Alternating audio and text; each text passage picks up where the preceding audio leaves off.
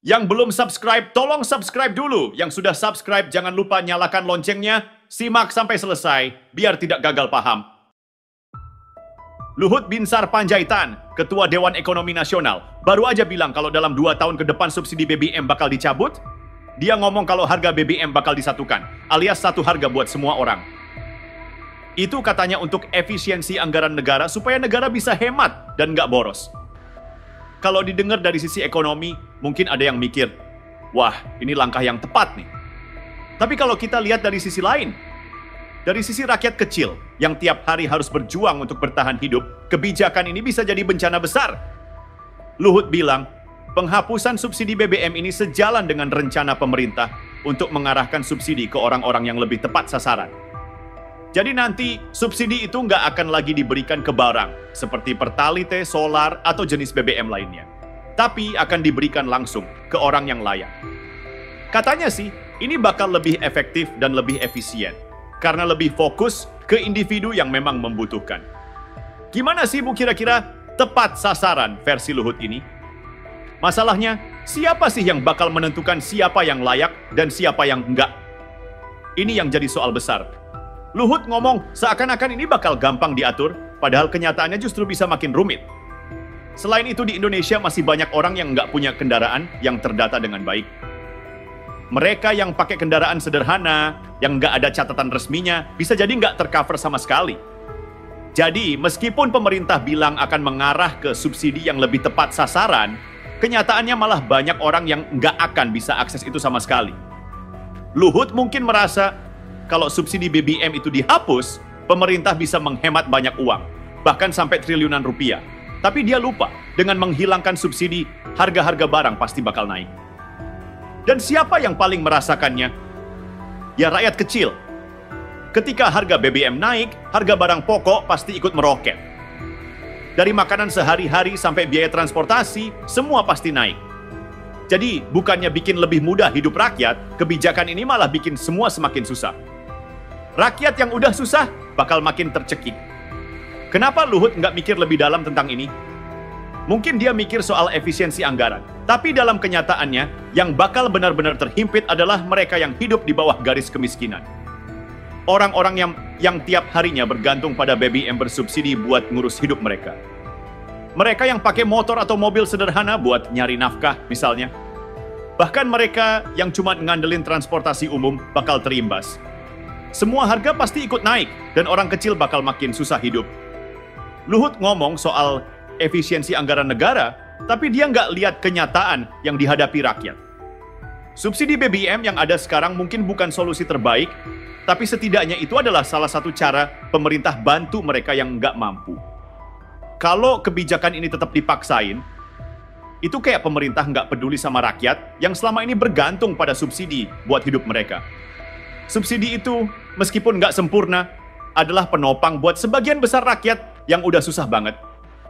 Menghapusnya begitu aja, tanpa mikirin dampak sosialnya sama sekali, cuma bikin masalah baru yang lebih besar.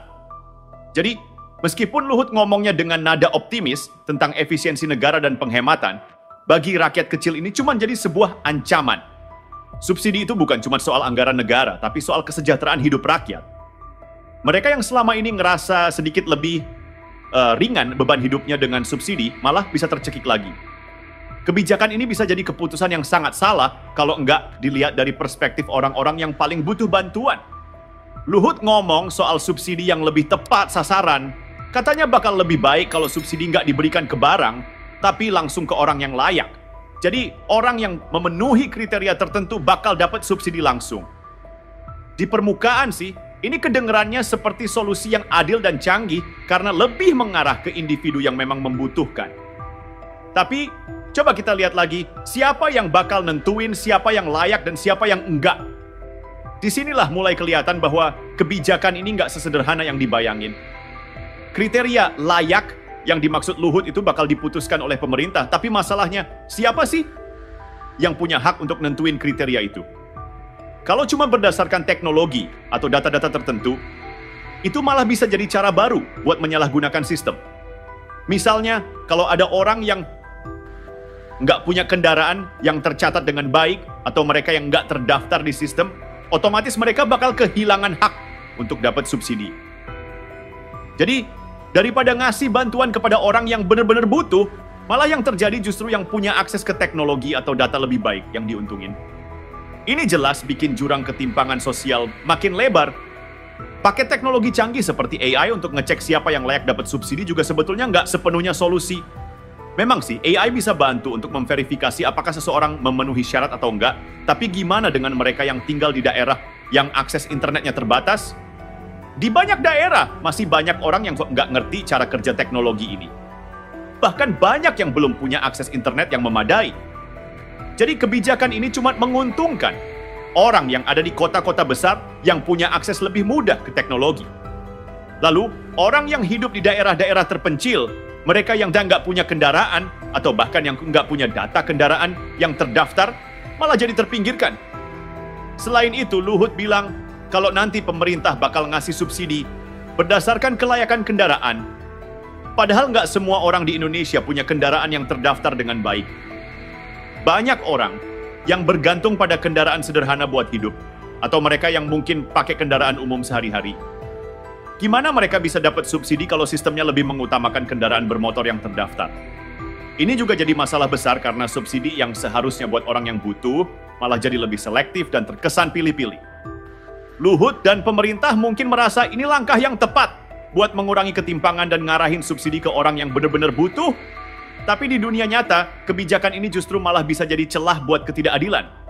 Subsidi itu, yang selama ini udah bantu orang yang benar-benar butuh, malah akan dipersempit jadi cuma buat segelintir orang yang punya akses ke sistem. Dan orang-orang yang hidup di luar sistem itu, yang udah struggle banget untuk bertahan hidup, bakal semakin susah dan terabaikan. Bayangin aja misalnya, ada keluarga yang bergantung pada motor atau mobil tua buat cari nafkah, tapi kendaraan mereka nggak terdaftar di sistem yang bakal dipakai untuk verifikasi kelayakan subsidi. Mereka bakal kehilangan hak subsidi, padahal mereka yang justru lebih membutuhkan. Kebijakan ini jadi semakin nggak adil, karena hanya mereka yang mampu mengakses data dan teknologi yang akan diprioritaskan, sementara rakyat kecil yang kesulitan buat bertahan hidup justru semakin tercekik. Luhut mungkin berpikir kalau dengan sistem seperti ini, subsidi akan lebih efisien dan tepat sasaran. Tapi pada kenyataannya, yang terjadi malah ketidakadilan sosial yang makin dalam. Orang-orang yang udah nggak punya akses ke banyak hal, malah semakin terpinggirkan. Pemerintah bukannya memberikan dukungan kepada yang membutuhkan, tapi malah mempersulit mereka yang benar-benar butuh bantuan. Subsidi yang tadinya bisa menjangkau lebih banyak orang, malah jadi eksklusif dan cuma menguntungkan segelintir orang saja. Ini yang seringkali terjadi dalam kebijakan-kebijakan pemerintah. Mereka lebih fokus sama efisiensi atau angka-angka di atas kertas, tapi nggak mikirin dampaknya ke kehidupan sehari-hari masyarakat. Padahal yang mereka harus pikirkan itu adalah bagaimana cara supaya subsidi itu benar-benar bisa menjangkau mereka yang membutuhkan tanpa terjebak pada sistem yang canggih, tapi malah jadi sumber ketidakadilan baru. Jadi, setelah ngomong soal subsidi yang bakal dicabut, Luhut juga dengan pede bilang kalau kebijakan ini bakal membantu pemerintah untuk menghemat anggaran negara. Katanya sih, ini bakal ngerampingin pengeluaran negara dan bikin negara lebih efisien. Tapi, di balik semua klaim efisiensi itu, yang paling terasa justru adalah dampaknya ke kehidupan rakyat kecil. Harga BBM naik, semua barang lain ikutan naik. Makanan, kebutuhan pokok, biaya transportasi, semuanya bakal melambung. Yang sebelumnya masih bisa bertahan hidup, sekarang bakal makin tercekik.